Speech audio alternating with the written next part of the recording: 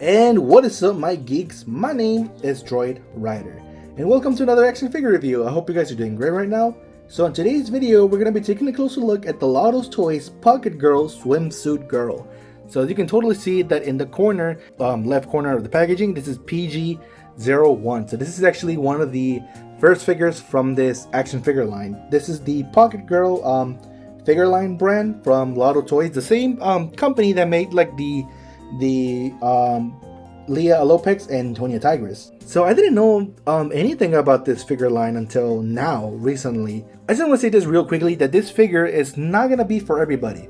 The reason for that is because the figure, it's exactly around 4.33 inches tall. It's exactly like 11 centimeters. So this is technically like a 1/18 scale, I think that's what it is. The character is an original character designed by, of course, by LADo Toys. You'll see why it's 4 inches tall, because look at this. It is an extremely smaller figure. But I really do like the packaging design. It's just like a plastic with a cardboard on the back.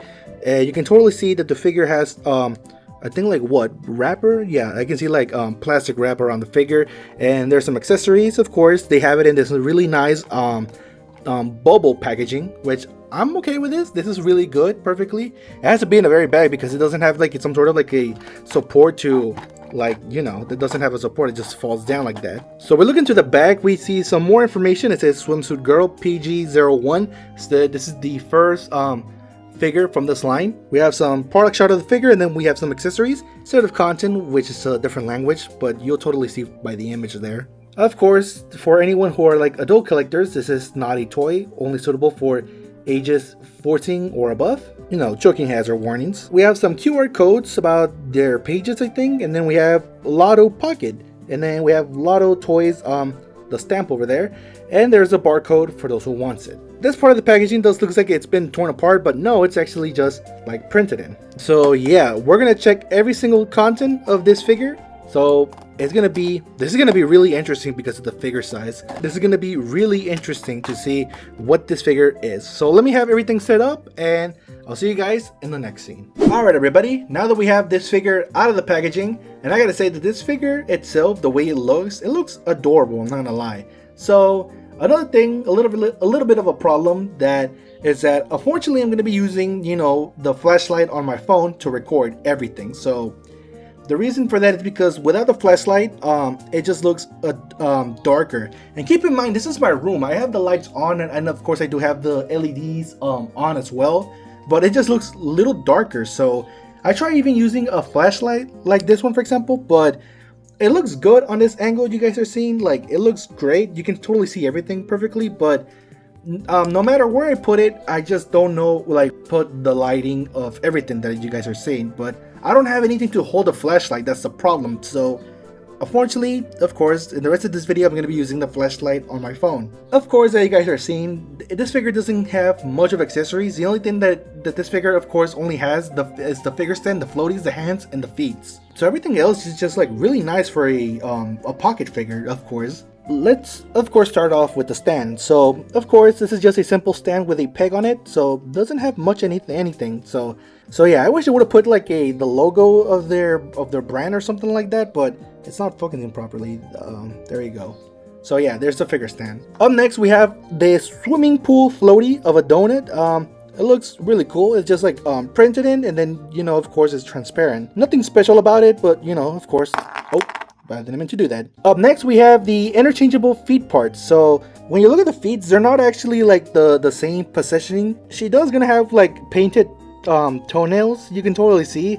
It's kind of like a pink, light pink pearl. So yeah, this is how they look like. And of course, it does have the peg holes, which it has the smallest peg holes I've ever seen like that. This figure does have two different set of interchangeable hands. The first set of hands that you guys are seeing has like the pointing hands. Also, if you look at her fingernails, they're of course painted, of course the same color, like a light pink pearl. Also, if you guys can see, like in the thumbs, she also does have like painted fingernails as well. I had to zoom them a little bit because it's so small, and yeah, it's really small. Next, I want to showcase the other interchangeable hands. One happens to be holding an ice cream cone. I really do like the sculpting details on the ice cream cone. It does really looks like an ice cream cone, with sprinkles that are like white. It's just printed in, and even like black sprinkles. I'm assuming it's supposed to be like a, what, like a chocolate chip mint ice cream or something. She does have, of course, the fingernails painted on. It's really small. I had to like zoom in again, but you know. And this is how the hand looks like in the back. And the last hand I want to showcase is the one holding a coffee cup. And the details on the cup, it doesn't have a lot of details. It's just like painted on. You can totally see.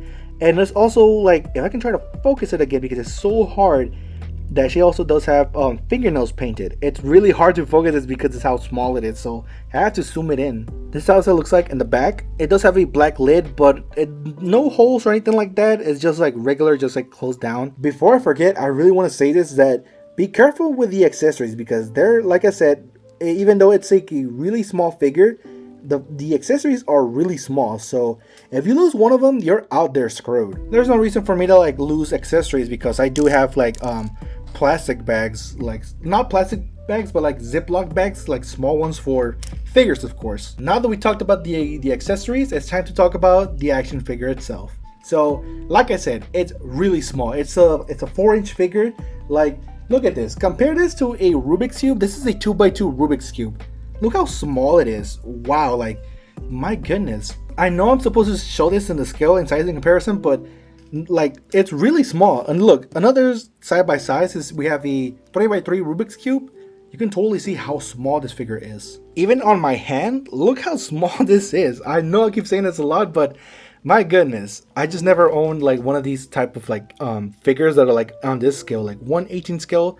I do have some, but they're like really differently, which I'll be showing the scaling, sizing comparison later. We first need to talk about the presentation of this figure. So let's start off with her head. They put a lot of effort on the sculpting, especially on a small figure like this. Look at the sculpting on her hair, the bangs and everything. Even a string sculpted in. Then the ponytail, of course, the ponytail, if you can totally see in her hair, it does have like a normal like color, and then she does have like a what would you call this? Like a brown red gradient. Hold on, it's not focusing properly, and there it is. A huge amount of details that they put into this. By the way, her skin tone color does look like a yellowish skin tone. It's actually pale, but it looks yellowish because of the lighting of the camera. That's why. Nice printed details on the eyes and the eyebrows, and even her mouth. It's just kind of like a closed up mouth a little bit, but you know. And her swimsuit, by the way, it's not actually like a part that you can remove or nothing like that. It's just like sculpted in with the body, everything about it. So it's just like a white simple swimsuit.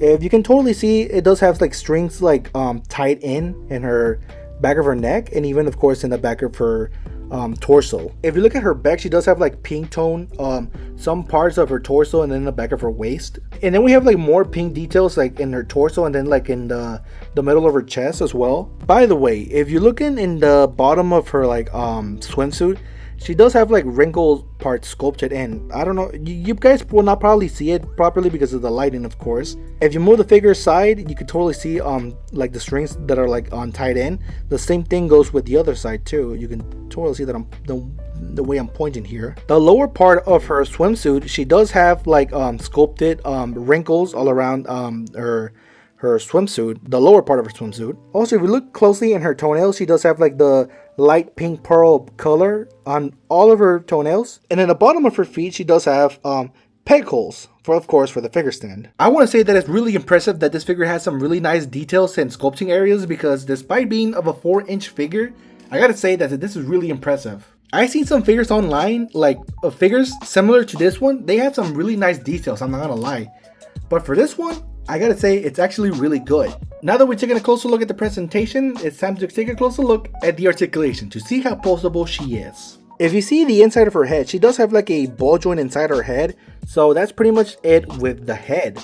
One thing that I forgot to mention is that her hairband does not actually remove, because of course she doesn't have any face plates for this figure.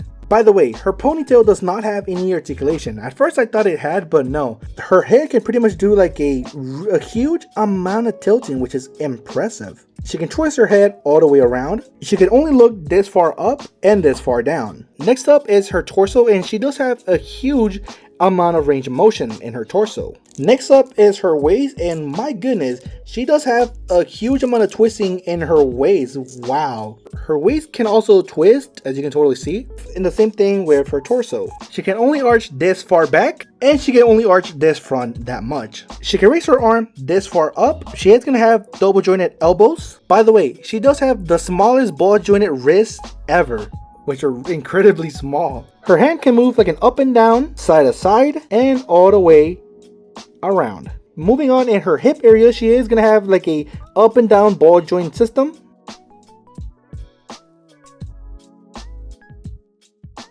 She can only kick this far up, and she can only split her leg this far. She does have double jointed knees, and this is how far she can only bend. She also does have the smallest ball jointed ankles, and her feet can move like an up and down, as you can totally see, side to side. It can also twist. Her feet can also tilt, and of course she does have a pivot system. The articulation of this figure is incredibly great despite being a 1/18 scale figure, but either way, everything about it is incredibly great. However, my only issue with this figure is of course that she doesn't arch back and front that much. I guess it's because it's a really small figure, I don't know. I know I keep saying this a lot, but that is the truth. But everything about it is really great. Last but not least, we have the scaling size comparison. So in this first size comparison, I wanted to bring up the Milk Tea Girl from Snowshell just to showcase that the Bikini Girl is way smaller. So compare this to a 1/12 to a 1/18 figure.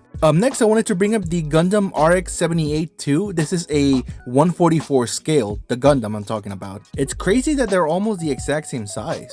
Next, I want to showcase the DC Spin Master figures. These are the 4-inch figure lines. First up, I want to showcase Wonder Woman. Up next, we have Catwoman. I believe that Catwoman has the exact same height as Wonder Woman. And last, we have Batgirl. I believe that the height is a little different. And last, just for funsies, here we have a soda can. Despite it being a small figure just like this one, for example, I gotta say that it's not that bad after all. Anyways guys, that's gonna be the end of this video. I hope you guys enjoyed it.